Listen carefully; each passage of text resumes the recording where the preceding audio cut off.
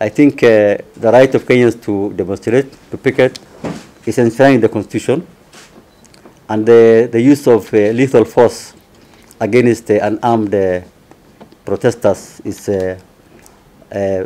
illegal. And we have already taken action. I have spoken to the Inspector General of Police. We are going to have that officer arrested and charged in court. That's very obvious from the films that is available. The IG, it has been received. We have confirmed that he's aware about the summons, and he needs to appear before the Ipoa investigators to shed light on his own version of what he says will do has happened. We have taken a statement from all the police officers, and he's probably the last policeman who will be interviewed by the investigators. So he's coming tomorrow. I don't want to give you the time. That way, I think we want to maintain the integrity of the investigations and for even our personnel. They were taken to various courts. Ipoa, through its investigating officer, made applications in court for all the arraigned suspects to be held for more time to allow Ipoa to conclude its investigations. Further, having found basis, Ipoa has now issued summons to the Deputy Inspector General of Police, Mr. Eliud Lagat, to appear before the authorities' investigations team to record a statement. The authority made a miscellaneous application to mobile service providers to supply Ipoa with mobile phone data for persons of interest to help in the investigations into the murder of Mr. Ojwang. Further, the seized DVR footage from Central Police Station and biological samples, the blood taken from the cell, have been supplied to the government chemist, and they are currently under analysis. We are waiting for a report from the government chemist on the DNA analysis. To expedite the investigation, Ipoa has been working collaboratively with the Office of the Director of Public Prosecution, and Ipoa is confident that by early next week, the investigation file with a recommendation to charge various suspects will be ready. The authority appeals for calm and assures Kenyans that in the quest for justice in this matter, there will be no sacred cows. Anyone found culpable will be prosecuted.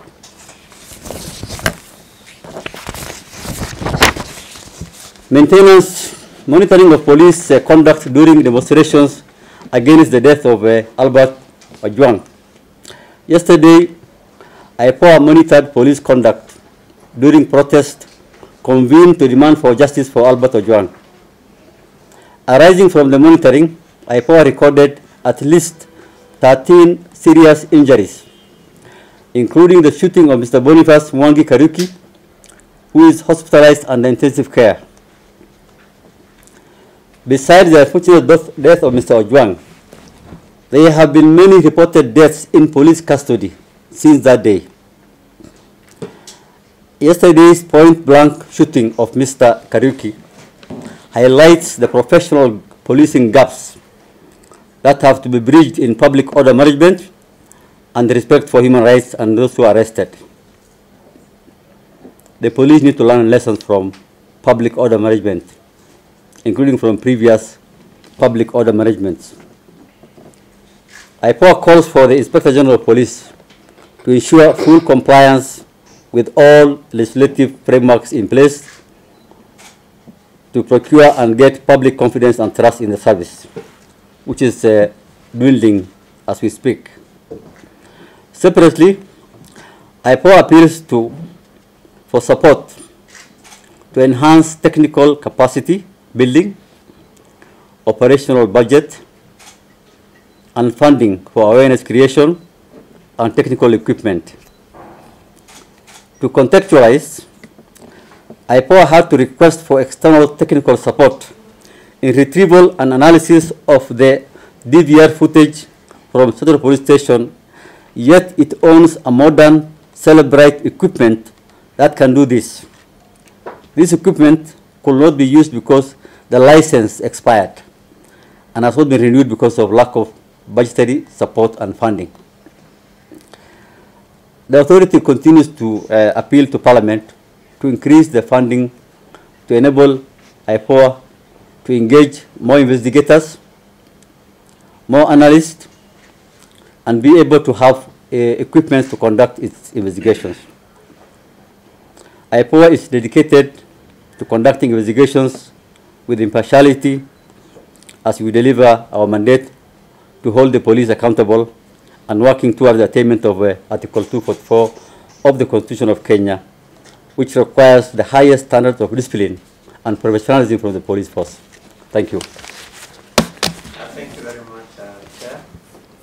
Now we'll take a few questions which the board will be able to respond to. So whoever has a question, of course, will introduce themselves before they proceed with the question that they may have. The IG, it has been received. We have confirmed that he's aware about the summons, and he needs to appear before the Ipoa investigators to shed light on his own version of what he says will do has happened. And we have taken a statement from all the police officers, and he's probably the last policeman who will be interviewed by the investigators. So he's coming tomorrow.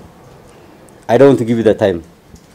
That way, I think we want to maintain the integrity of the investigations and for even our personnel. Now, on the issue of the public order management, the demonstration, there was clearly a lot of violence on the protesters. I think the right of Kenyans to demonstrate, to picket, is enshrined in the Constitution, and the use of lethal force against unarmed protesters is illegal. And we have already taken action. I have spoken to the Inspector General of Police. We are going to have that officer arrested and charged in court. That's very obvious from the films that is available. But beyond that, you raised a very good question. Where does the buck stop? I think this is a matter of professionalism within the police force. Training. The police need to be able to respond to public order with the proportional force. I think excessive use of force, and especially use of lethal fire in public order management, is very, very bad.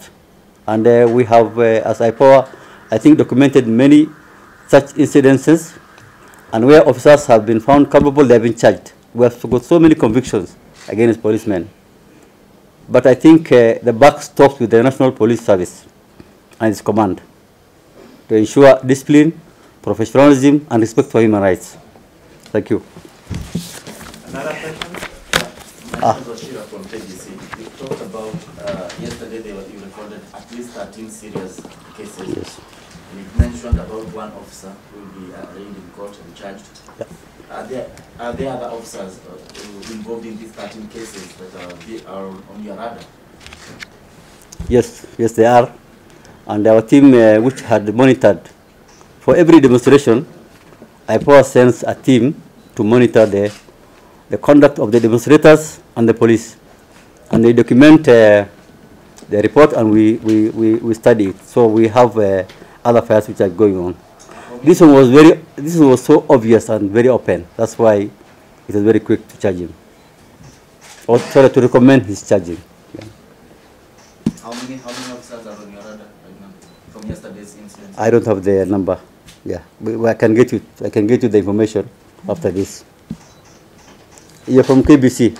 Yeah. Okay. Any We other can. question? Thank you very much.